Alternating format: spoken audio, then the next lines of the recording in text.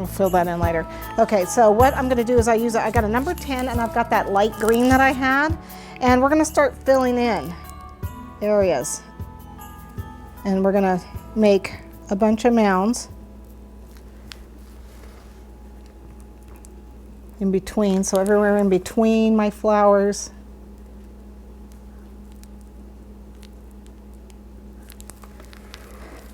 So see how I've got these round mounds here? And then I'm going to take another one of the colors, like I've got the maroon, the burgundy color, and I'm just going to fill in with a tip 3. Just push it in and fill. Push the tip in, that was a tip 10 I used before, and just fill it.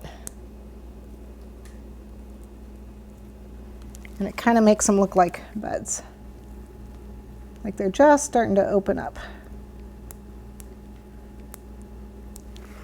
You can also do some in white and in the red or the pink for the peony. Keep cleaning off your tip.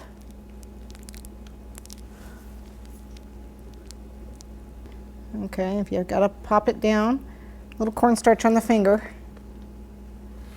Okay, so you get the idea. I'm starting to fill them in. And like I said, you can do them in red too, which would look really nice. Do some on the inside. Anywhere you have an oopsie.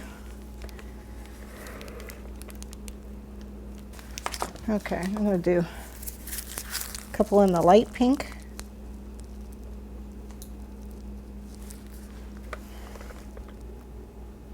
You have those dogtails, just tap them down.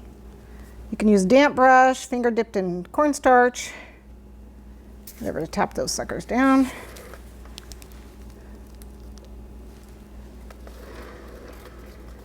Okay, well you can see we're filling it in.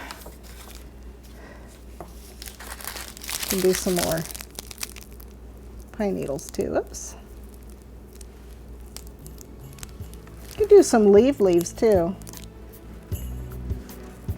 But since it's a holiday cake, I thought we'd go with the pine needles.